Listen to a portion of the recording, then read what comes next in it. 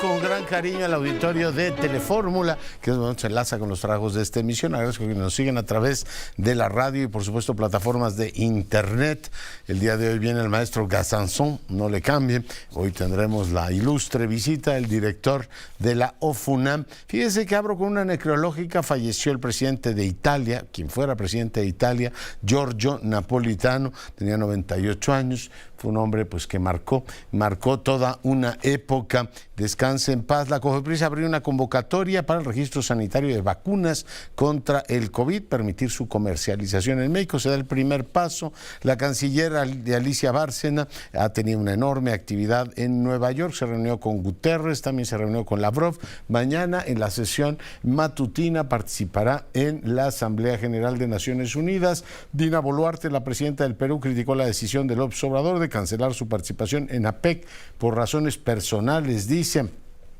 Blinken encabezó un evento para reforzar la posición, el apoyo de Naciones Unidas del sistema multilateral a la misión en Haití. El presidente dice que va a acatar la orden del INE de poner recordarle lo que dice el 134 constitucional, pero que él va a agregar su postdata. El titular del Instituto Nacional de Migración, Francisco Garduño, dice que le negaron la terminación anticipada por el proceso penal por el caso de incendio en la estación migratoria de Ciudad Juárez. Usted recuerda aquella tragedia. Marcelo Ebrard en Tlaxcala inicia su gira por el país. Dice que él va por una candidatura a la presidencia. Bueno, eso reiteró el día de hoy. El que quiere una candidatura es Hugo López-Gatell. Se destapó para la jefatura de gobierno de la ciudad. El presidente dijo que todos aquellos que aspiren a un cargo deberán renunciar. Hoy dijo que su prima Manuela no va a ser candidata al gobierno de Chiapas, ya es diputada, pero al gobierno no.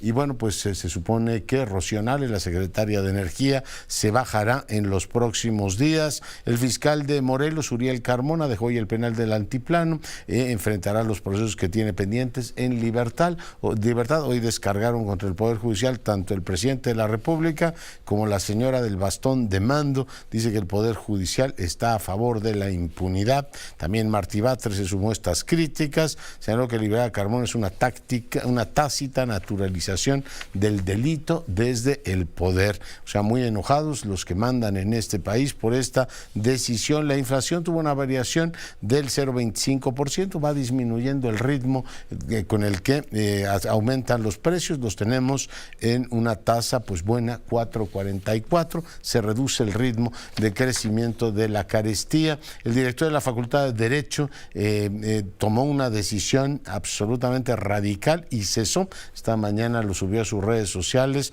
a Ricardo Rojas Arévalo, el secretario de esa facultad, por unos comentarios en contra de la doctora Zoraida García, directora de la Escuela Nacional de Ciencias Forenses. Se registraron bloqueos y quema de automóviles en Cárdenas y en Huimanguillo, en Tabasco. En un momento más iremos tras esa entidad. También hubo bloqueos en la carretera Toluca-Tlacomulco. Habitantes del municipio de Temuaya que exigen a las autoridades autorizar un proyecto hidráulico. Vamos a hacer una breve pausa. Estamos de regreso en un instante. Hay mucha información económica. El indicador global de la actividad económica pues se ubica en muy buenos niveles. Tenemos un crecimiento de 3.5 en el global por grupos de actividades. Las secundarias, o sea, la industria le fue muy bien, 4.9, las primarias 4.4, lo que estuvo un poquito más suave es el sector servicio, 2.4, ya le platicaba de la inflación, 4,44, simplemente por recordar, el año pasado estábamos en 8.76, o sea, estamos prácticamente a la mitad en el ritmo de crecimiento de los precios. Lo que sigue subiendo muy por encima de la inflación promedio es el tema de los alimentos y las bebidas, sube 7.73 respecto al 4.44, e indicadores de las empresas constructoras impresionantes. Tuvieron un rebote del costo de la producción general, ni en empleados ni en salarios subieron mucho, pero el costo del valor de la producción de las empresas constructoras se ha notado, las obras públicas y también la liberación aquí en la Ciudad de México después de 2 años o 3, 2 años de restricción por una decisión del gobierno de Claudia Sheinbaum. Después la pandemia paró todo Y bueno, pues buena parte de los proyectos se han empezado a movilizar en los últimos tiempos. Se nota mucho en el valor de la producción que ha tenido este despegue impresionante que hoy reporta o confirma, ya lo habíamos visto, el INEGI. Vamos ahora hasta Tabasco. Saludo con gran gusto a Gilberto Quesada. Hoy nos reportaba, escuchaba a Peregrino en la mañana muy tempranito, reportaban que había habido narcobloqueos en algunos puntos de aquella entidad. Gilberto, buenas noches. Leonardo, ¿cómo estás? Buenas noches, amigos del auditorio. Es importante decir que pasaron poco más de 10 horas para que se tuviera un comunicado oficial por parte de las autoridades en Tabasco.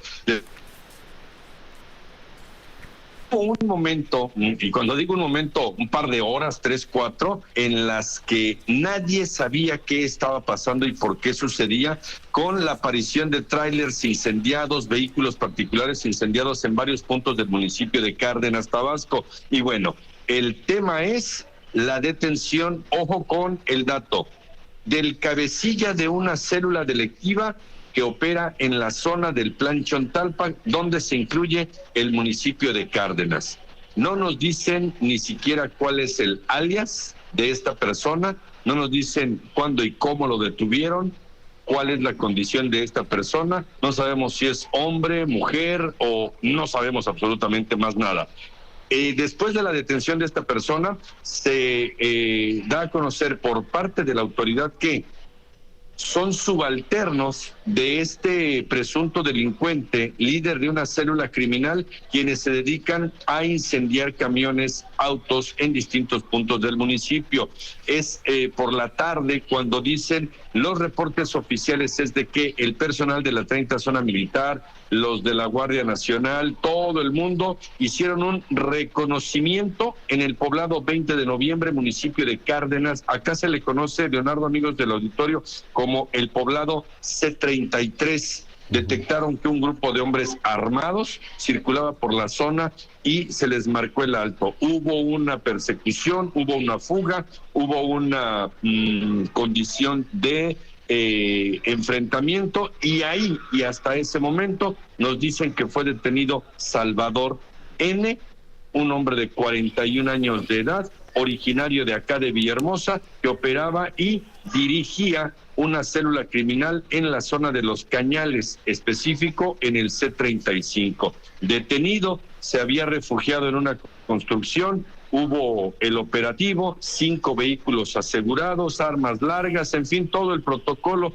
y lo que siempre sucede. Acá el detalle es de que también, Leonardo, amigos del auditorio, un lanzagranadas, 3 granadas de fragmentación, en fin, la protesta de integrantes de esta célula criminal fue, como ya dijimos al principio, la quema de camiones, la quema de trailers, le robaron sus vehículos a la gente que iba pasando, ahí mismo incendiaban los coches para hacer presión social, para que liberaran a esta persona, Salvador N., de quien hasta este momento lo único que sabemos es de que fue detenido.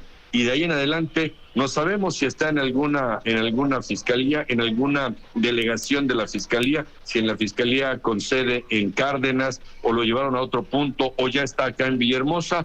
Es la frase que no pongo las palabras en boca de nadie, pero es la frase de cada tanto.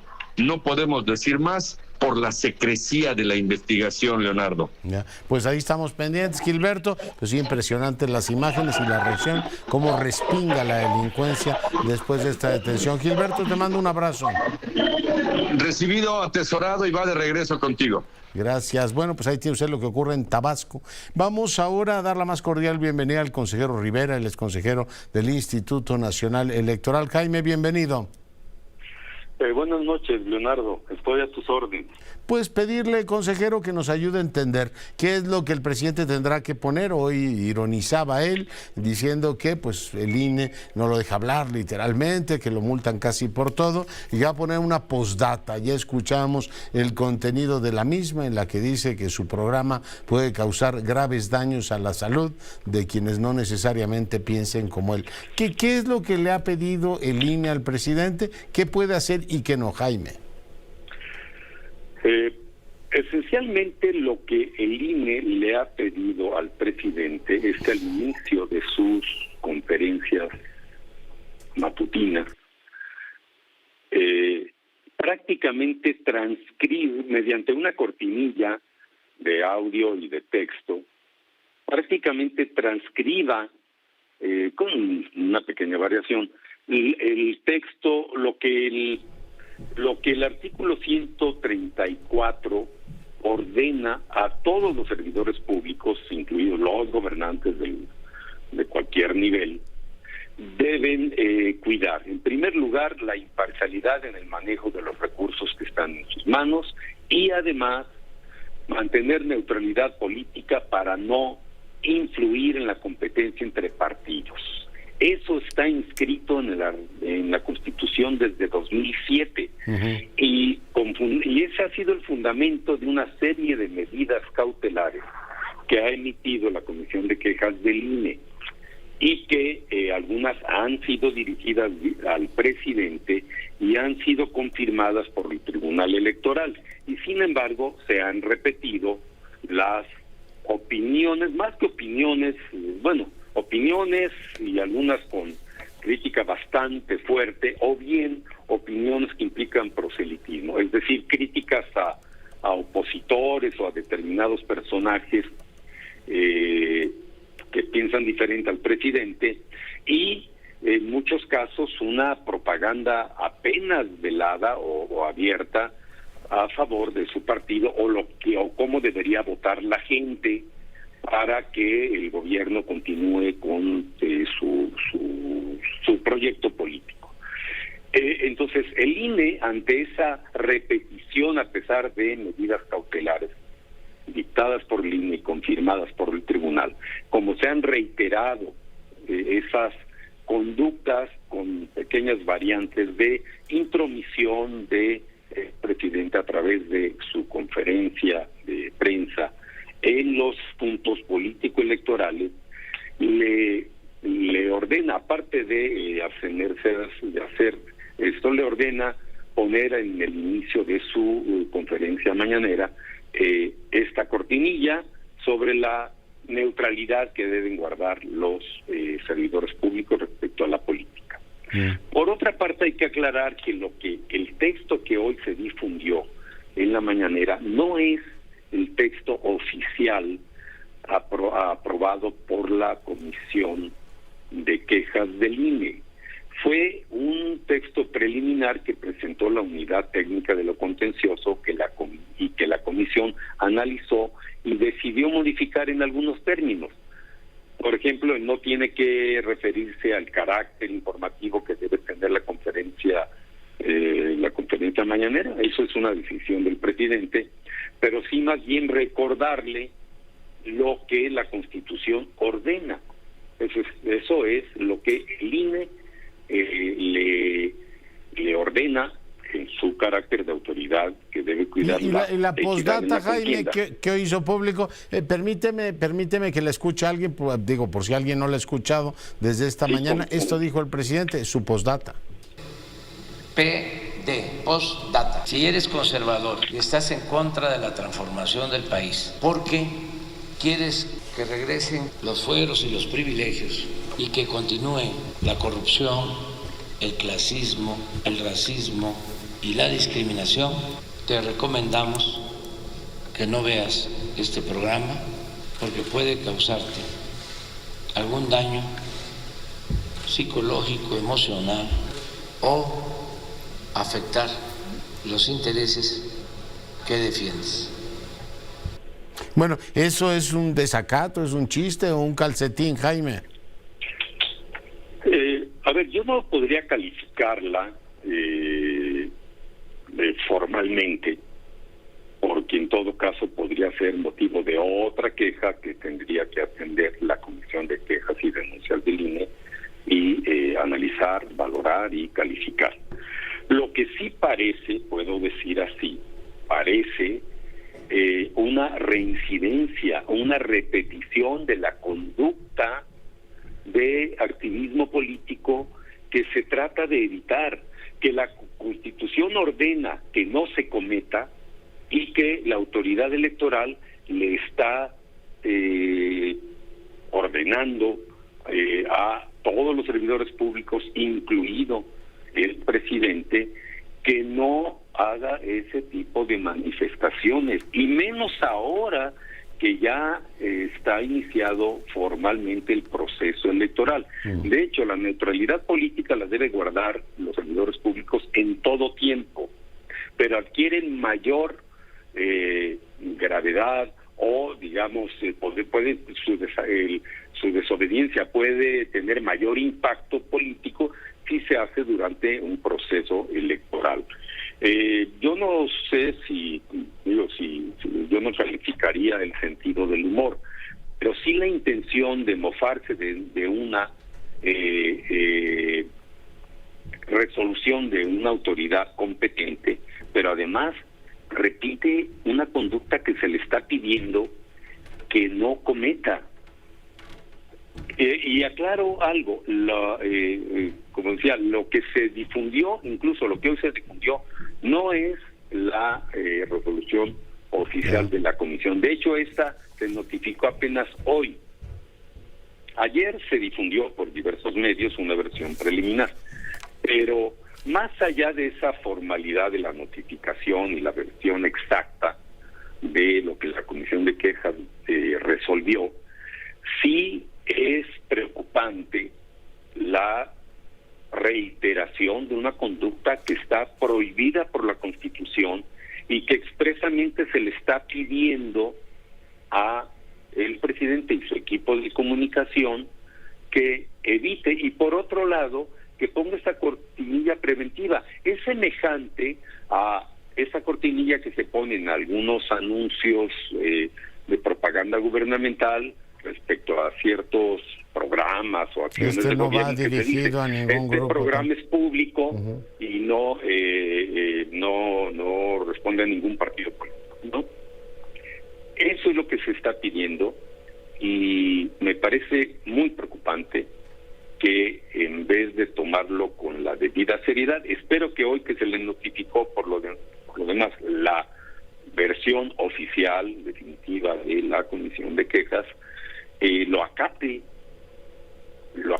pero ese comentario pues vuelve a hablar contra sus adversarios, contra virtuales opositores, contra quienes quieren defender privilegios, y es en forma entonces, muy poco velada. Como diría el Chapulín, síganme los buenos, ¿no? Los otros y los que no vean esto, es que sabrá Dios qué motivaciones horrendas tienen. Pues así estamos, mi querido consejero. Muchísimas gracias por la explicación. Gracias a ti, Leonardo. A tus órdenes. Y al presidente le recuerdan que, pues más allá de lo que él opine, y de lo gracioso que sea, de lo ocurrente que pueda resultar, y del aplauso ya prefigurado que tiene ahí en la mañanera, los cercanos, pues hay una Constitución que cumplir, y esa Constitución exija, entre otras cosas, de las luchas que él mismo como opositor hizo, ¿no? La cláusula chachalaca, decía el presidente, cállate chachalaca, la anterior. Ahora mismo pues se tendría que poner una especie de espejo retrovisor y decir, yo era aquel que pedía eso. Imagínense qué desencaminado andaba. Los presidentes pueden y deben decir lo que quieran, porque esa es la mismísima libertad. Pero bueno, el INE le recuerda, mal que le pese, señor presidente, aquí hay una cosa que se llama Constitución, y usted juró en este caso guardarla, protestó guardarla, y le recuerdo que el fundamento de la legitimidad del poder democrático es un principio de legitimidad general, es decir, la gente le reconoce el derecho del mando, pero a través del principio de legalidad. En todos los casos, la dominación racional está basada en la legalidad, es decir, están estatuidas una serie de comportamientos, y la única manera de controlar al poder es decirle, usted puede hacer esto y no puede hacer aquello. Así es que eso le recuerdan al presidente, que podrá ser muy poderoso y muy popular, pero hay una cosa que se llama Constitución, y él está también obligado a cumplirla. Bueno, él en primerísima línea. Permítame cambiar de argumento informativo y dar la más cordial bienvenida a un gran personaje de la comunidad universitaria, el coordinador de investigación científica, William Li. Doctor, ¿cómo está? Buenas noches. ¿Qué tal? Muy buenas noches, Leonardo. Muy bien, a tus órdenes. Pues enorme gusto de recibirlo y pedirle que le cuente al auditorio que nos escuche y ve en todo el país. ¿Qué ideas tiene usted para dirigir la universidad? Es usted uno de los que está en la lista de quienes pueden ser rectores de nuestra máxima casa de estudios. Doctor. Sí, muchas gracias. Bueno, me parece que la misión de la universidad, siendo la formación de personal, la investigación y la difusión y extensión de la cultura, lo más importante en estos momentos es cuidar la atención a nuestra comunidad estudiantil, que es numerosísima, que ha crecido mucho en los últimos años, en las últimas 2 décadas básicamente, y que requiere de una atención en el contexto pues del regreso de la pandemia y de condiciones globales y nacionales complejas, por transiciones demográficas, por transiciones económicas, tecnológicas, climáticas y de sustentabilidad, que me parece que deben de marcar la pauta para las acciones que debe tomar la universidad de cara a qué comunidad queremos tener como universitaria y qué estudiantes debemos de formar para los próximos 20 años. Me parece que un ejercicio de planeación y una reflexión profunda del crecimiento de la universidad y del cumplimiento de su misión es pertinente en este momento para cumplir con las promesas y los objetivos de la misión de la universidad. Sí. Tenemos una universidad que está sujeta, pues como prácticamente todas las universidades del mundo, a una revolución tecnológica, a una serie de presiones de esto de educar para la vida, un conocimiento muy provisional. Le pregunto, ¿está bien equipada nuestra casa para enfrentar esos desafíos? O sea, ¿tiene la suficiente flexibilidad para poder irse adaptando a estas nuevas realidades? Además, tenemos una universidad que cada vez es más nacional en el sentido literal de la palabra y cada vez, doctor Lee, está más internacionalizada. Sí, yo creo que las herramientas y la comunidad está ahí. La comunidad es el valor más importante de la universidad en su actuar. La infraestructura es muy importante, los proyectos son importantísimos, pero la comunidad es la que puede hacer estas cosas. Y a mí me parece que un diálogo transversal, más integral, que forme comunidad de diferentes maneras, es lo que necesitamos ahorita, justamente para integrar a esta comunidad y darle estudiantil y darle las herramientas que necesita para su formación.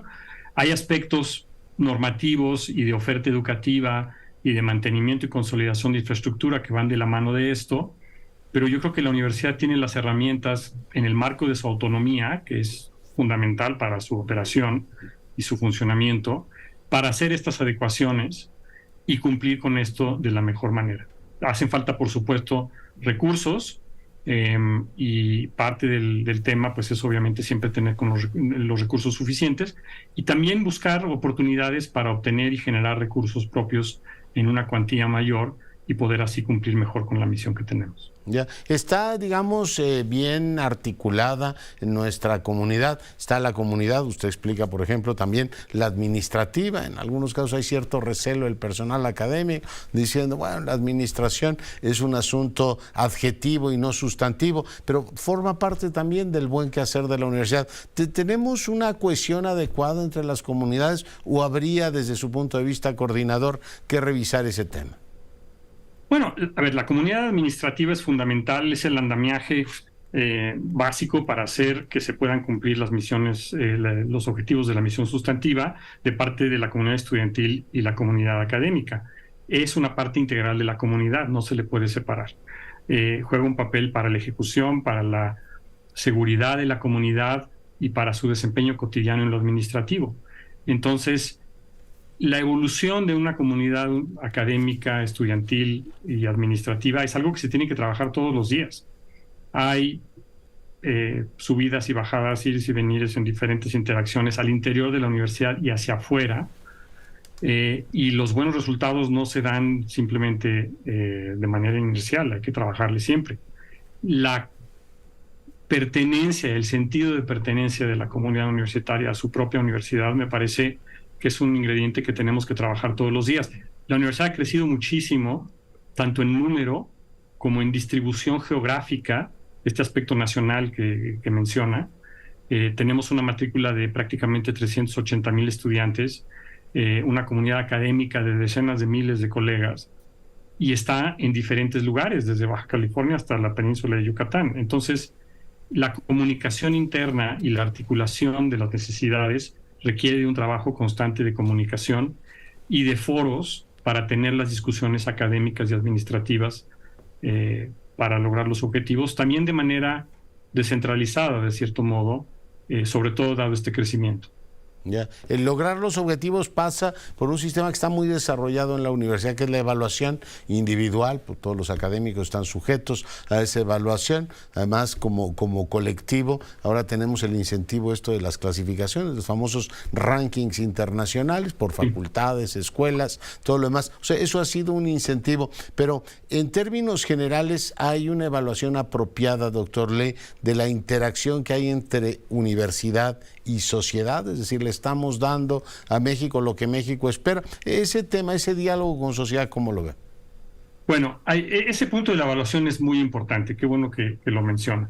Efectivamente, la evaluación se ha hecho durante mucho tiempo con un enfoque en las personas. Y a mí me parece que para aprovechar las capacidades de la universidad de mejor manera, tenemos que buscar hacer evaluaciones más colectivas, más que de personas, de líneas o de laboratorios o de entidades o de subsistemas completos de la universidad, para poder aprovechar las capacidades que hay, no tener duplicidades y por lo tanto hacer un uso más eficiente de lo que tenemos a disposición. Y por otro lado, este segundo aspecto que menciona de evaluación de nuestra interacción me parece muy relevante. La universidad tiene toda una oferta que se puede producir, que se puede dar, pero es muy importante empatarla con las necesidades de la sociedad para tener una incidencia y un impacto mayor en ciertas direcciones. Y aquí creo que también hay mucho trabajo que hacer. Hay una incidencia constante, yo no tengo ninguna duda, simplemente por el paso de comunidad estudiantil por la universidad, de productos de investigación, de sugerencias de todo tipo de política pública y de conservación, desarrollo territorial, soluciones de ingeniería, soluciones tecnológicas, pero un diálogo más cercano y más empatado con las necesidades de la sociedad y del país y a nivel global, seguramente hará que tengamos un impacto mayor y por lo tanto una mayor relevancia siempre. Ya, pues doctor, le agradezco muchísimo que haya estado esta noche con nosotros. Al contrario, gracias a ustedes. Buenas noches. Gracias. El coordinador de investigación científica, William Lee, él es un físico muy reconocido, es uno de los aspirantes también a ser rector de la UNAM. Vamos a escuchar ahora el anuncio que hizo otro de los aspirantes a dirigir la Universidad Nacional Autónoma de México, el doctor Contreras, director de la Facultad de Derecho, en un acto inmediato, destituyendo a su secretario. Esto dijo. El día de hoy tuve conocimiento de un desafortunado comentario que se realizó el día de ayer en uno de nuestros auditorios. Lo he reiterado desde el inicio de mi gestión al frente de la Facultad de Derecho. Estamos de manera categórica en contra de cualquier acto de violencia contra las mujeres. Pero también somos firmes en que ninguno de esos actos deberá quedar impune. Los comentarios vertidos sobre la doctora Zoraida García no son compartidos por la comunidad de esta facultad ni por mi persona. Ofrezco una disculpa sincera por las afectaciones que este lamentable suceso le han causado. En razón de ello, he decidido cesar de sus funciones de forma inmediata al doctor Ricardo Rojas Arévalo, que hasta el día de hoy fungía como secretario general de esta institución. Nuestra Facultad de Derecho debe continuar siendo un ejemplo de respeto a los derechos humanos en espacios libres de violencia para todos los miembros de nuestra comunidad. Pues esa fue la resolución inmediata que toma el doctor Contreras. Creo que es importante, bueno, pues constatar la celeridad. Estas cosas no deben solamente decir qué barbaridad, se le fue, una condena, una disculpa pública, sino claramente el tema de la destitución. Bueno, vamos a una brevísima pausa, estamos de regreso en un instante. Murió el presidente de Italia, Giorgio, el que fue en su momento presidente de Italia, el actual es Mattarella, Giorgio Napolitano. Eugenio Pons nos informa. Giorgio Napolitano, presidente de la República Italiana durante 2 mandatos consecutivos, falleció este viernes a los 98 años en el Hospital Spallanzani de Roma.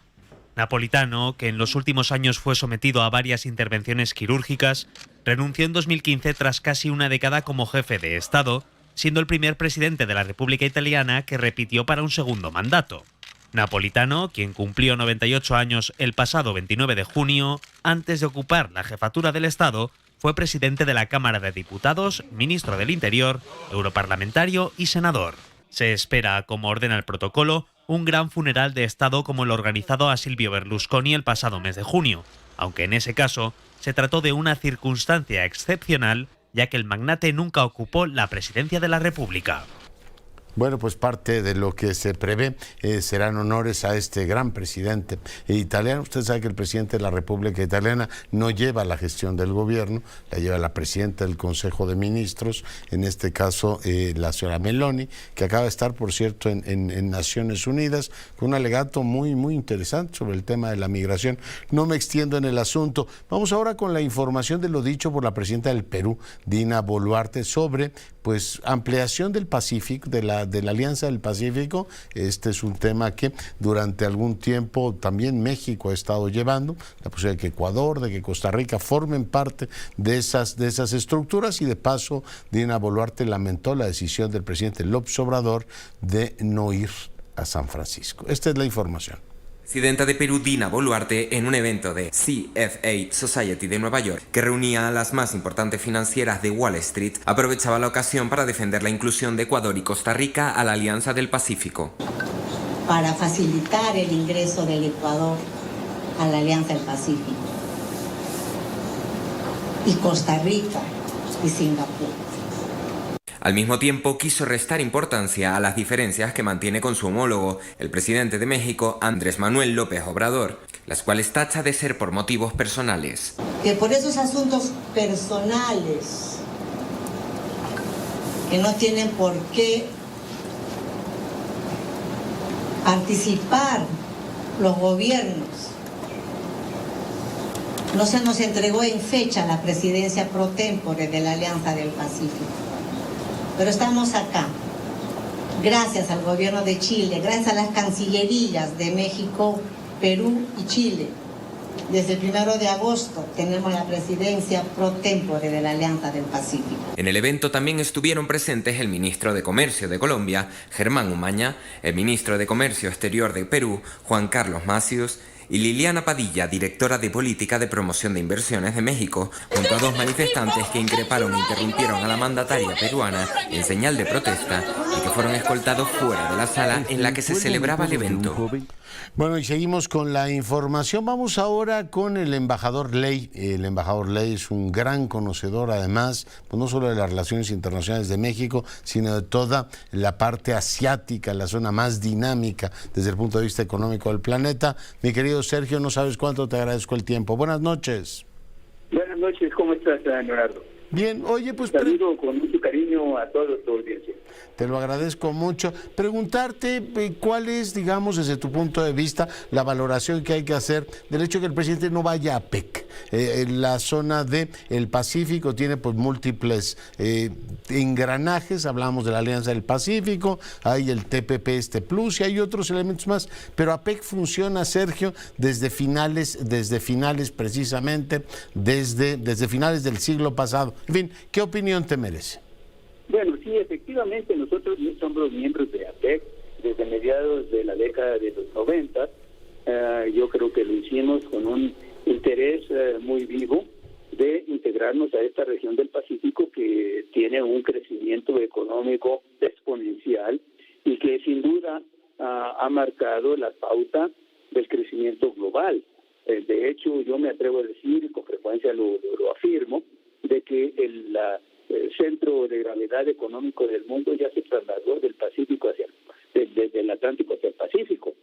Entonces, las decisiones que se toman en el seno de estas cumbres que año con año se llevan a cabo, pues son decisiones que indudablemente que afectan a nuestro país, puesto que parte de el APEC están los principales socios comerciales y políticos de México, como los Estados Unidos, Canadá, por supuesto China, que es nuestro segundo socio comercial, y Japón, Corea, todo el sudeste asiático, Australia, Nueva Zelanda y algunos países de América Latina como son Chile, Perú y México, por supuesto.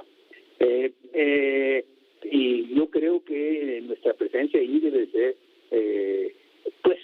importante para influir en las decisiones que ahí se tomen, porque sin duda, esto tendrá consecuencias en el futuro y esas consecuencias tarde o temprano nos van a afectar a nuestro país, a nuestra economía y nuestro relacionamiento con toda esta región que tiene un crecimiento económico exponencial, vuelvo a repetirlo.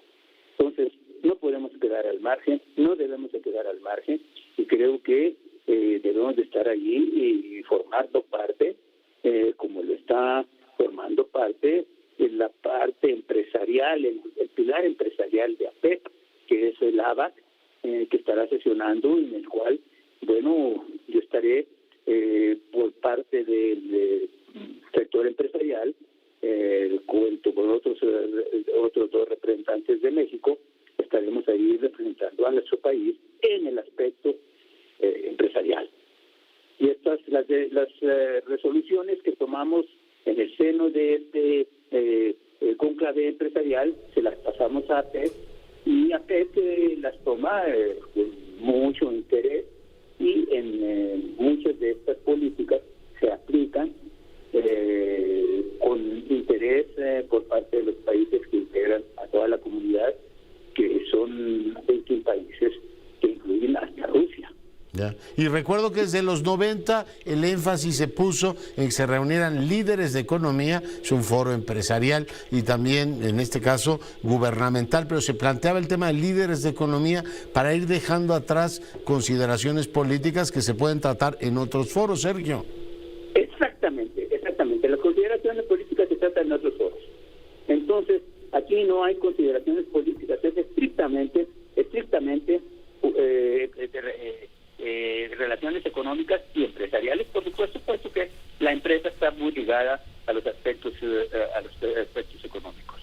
Entonces, independientemente de que haya conflictos de tipo político entre las dos grandes Perú y México, entre las dos grandes economías del mundo, pues se reúnen para tratar los temas económicos y no solamente económicos, sino también a otros de otra índole, como desde el calentamiento global. Son temas que indudablemente se presentan y se discuten en el seno de estas cumbres que año con año se llevan. Desafortunadamente, el año pasado en Tailandia la silla de México estuvo ausente, porque por desgracia el representante que iba a estar de México, que era el embajador de nuestro país en Tailandia, pues se enfermó de COVID y no pudo asistir a la cumbre. Pero bueno, ya son situaciones inesperadas, pero no es algo que nosotros buscáramos que la silla de México. Oiga, embajador Ley, y los asiáticos pues son muy pragmáticos y dirán, oiga, si tuviera que ir a los lugares donde me caen bien, pues a lo mejor no irían a la mitad, ¿no? Pero también está el desayuno. Digo, sí, es que son muy prácticos en eso, y está pues el desaire a Biden, que es en este caso el anfitrión. Bueno, y déjame decirte también que está sentado también el líder de Taiwán, junto con el líder de la República Popular China, junto con Biden. Sí, dirán, no sé, ¿usted cree que este me cae bien? Pues no. Sí, todo un caso. Pues, embajador Ley, como siempre, muy agradecidos contigo. Muchísimo gusto, Leonardo. Una lectura importante de esta decisión del presidente de no ir a San Francisco. Fíjese, murió Juan Ramos, usted recuerda, un brazo derecho literalmente de Gertz Manero. Te recuerda, algunas de las conversaciones se filtraron. Hablaba con él, el funcionario se desempeñó en su momento también como director general de supervisión en la coordinación de agentes del Ministerio Público. Y bueno, pues un hombre muy cercano a Gertz Manero. Descanse en paz. Jenny Valencia, te saludo. Hola, ¿qué tal, Leonardo? Muy buenas noches. La Comisión Federal de Competencia Económica anunció junto con la División Antimonopolios del Departamento de Justicia de Estados Unidos y el Buró de Competencia de Canadá el lanzamiento de una colaboración histórica para detectar y combatir posibles conductas anticompetitivas por parte de empresas y personas involucradas en el suministro de bienes y servicios relacionados con la Copa Mundial de la FIFA 2026. Andrea Marván, quien es comisionada presidenta de la COPECE, resaltó, Leonardo, que la competencia en los mercados debe garantizar una cancha pareja para todas las empresas interesadas en ofrecer sus bienes y servicios para que se dé una competencia económica y deportiva. Desde ahora advirtió que habrá sanción en caso de que se incurran en posibles conductas anticompetitivas, como fijar precios o salarios, manipular licitaciones, repartirse los mercados o cualquier conducta que tenga como propósito desplazar o impedir el acceso de otras empresas a los mercados. Así las cosas, desde ahora la advertencia que hace la Comisión Federal de Competencia Económica para que ocurra con toda tranquilidad, principalmente por los consumidores, el desarrollo de esta Copa Mundial de la FIFA 2026. Leonardo. Muy bien, pues Jenny, muchas gracias por el enlace, buenas noches. Buenas noches. Y como le había adelantado, y para fortuna nuestra, el maestro Gazanzón está aquí. Maestro, bienvenido. Gracias por la invitación de nuevo. Qué alegría tenerlo nuevamente. Oiga, pues tenemos varios programas. Empezamos por el del 23-24, el fin de semana del 23-24 de septiembre. ¿Qué plantea lo FUNAM? Entonces vamos a tocar el opus 16 de Schoenberg, que se llama 5 piezas para orquesta, y la famosa canción de la tierra, Das Lied von der Erde, de Gustav Mahler. Oiga, y bueno, pues cuéntele al auditorio un poco cuál es la intención al integrar este programa. Entonces, bueno, hemos pensado en un foco Viena 1900, entonces los grandes compositores de la época de Viena 1900, Berg, Weber y Schoenberg, que pertenecen a la segunda escuela de Viena, y también Gustav Mahler como compositor tutelar, digamos, de esta época. Entonces vamos a tocar esta semana Mahler y Schoenberg, la próxima semana Schoenberg y Weber y otros compositores de esta misma época. Oiga, hace unos días leí un ensayo notable de Steiner, su paisano, sobre Weber, pero no me detendré a hablar de eso porque no venimos a ese tema, pero muy sugerente. En la parte de Mahler, ¿quién la va a cantar, la canción? Entonces, la mezzosoprano Jelena Kordic, que es croata, y un tenor mexicano, Leonardo Sánchez.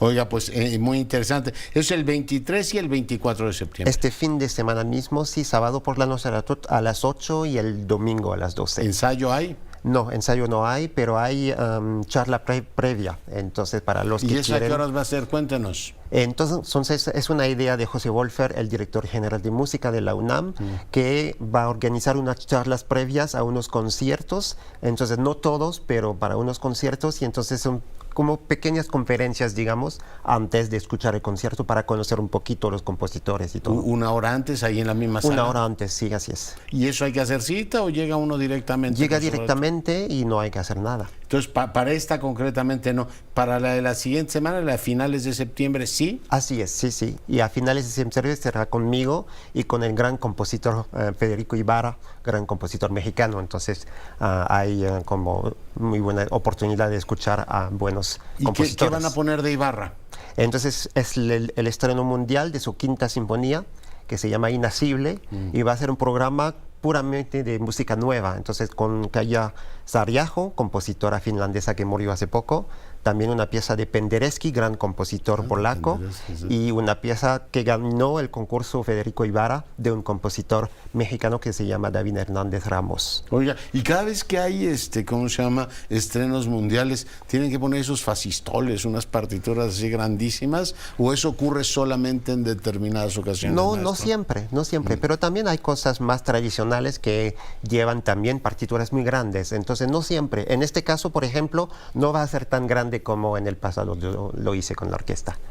Que tiene algo de grandioso. Entonces, recapitulando, ya este fin de semana ya nos lo dijo, el 30 de septiembre, el 1 de octubre, tendremos, aquí aparece efectivamente en pantalla, el programa que se integra con Webern, Mendelssohn, que ya escuchamos al principio, esa música de Mendelssohn llega al corazón, ¿no? Qué maravilla, sí, uno de los grandes compositores románticos. Y Schoenberg. Y esa tiene la charla presencial a las 7 p.m. Así es. Solamente el sábado. Solamente el sábado, sí. Ya. Oiga, y entonces el 7 de octubre, 7 y 8 de octubre, que es el tercer programa que hoy vamos a comentar, ¿nos lo repite? Con el Foro de Música Nueva, entonces Calla Sariajo, una pieza que se llama Tautatis, otra pieza de David Hernández Ramos que se llama La Cetra, luego... Y esa obra ganadora, veo, del Premio Nacional Premio Federico Ibarra. Y luego el concierto para corno de Krzysztof Penderecki, con nada menos que Radislav, no me recuerdo el nombre del cornista, pero un gran cornista, Vladkovic. Y que él mismo estrenó el concierto de Penderecki, y luego terminaremos con la Quinta Sinfonía de Federico Ibarra.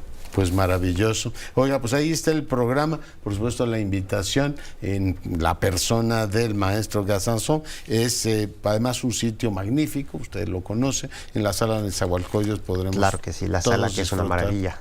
Es una maravilla. Maestro, ¿algún apunte más? Bueno, nada más que les invito a todas y todos, como siempre, a venir a escuchar estos conciertos, porque la UFUNAM, ya lo he dicho varias veces, es la orquesta de su público, de no solamente de los universitarios, pero de toda la ciudad. Entonces, que vengan a escucharnos y a disfrutar de esta maravillosa música. Qué bien se le dan a usted los focos, ¿eh? Sí, enfoca usted muy bien.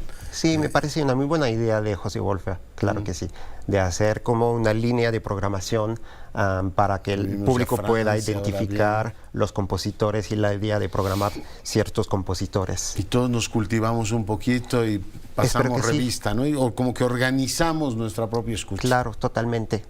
Me parece una muy buena oportunidad de conocer un poquito del ámbito musical europeo, porque por el momento son compositores europeos, pero vamos a ver en el futuro para cambiar un poquito los ámbitos, ¿no? Los lugares y escuchar un poquito más de otros compositores. Pero sí, por el momento hay que descubrir música francesa, que hicimos al inicio del año, luego Bartók y Rachmaninoff. Un exitazo, ¿no? Creo que sí. Y ahora Viena y Gustav Mahler. Entonces es una muy buena oportunidad de descubrir todo este ámbito cultural de Europa del siglo XIX y XX. Que es una parte muy interesante, y complementarlo después con lecturas y otras experiencias, y probablemente alguna tarta, ¿no?, para acompañar esa Viena muy tradicional. Maestro Gasanzón, muchas gracias. Gracias por la invitación. Y bueno, pues ahí tiene usted la invitación del director de la UFUNAM. Bueno, hay muchos temas, hay muchos más temas en la agenda informativa. Sigue generándose mucha información en Nueva York. La reunión de alto nivel de las Naciones Unidas sigue, por supuesto, generando muchos contenidos. Estaremos pendientes. La sesión de mañana incluye a México, así es que bueno, le informaremos oportunamente de lo que ahí se diga. Cuídese y sea rabiosamente feliz. Se lo merece.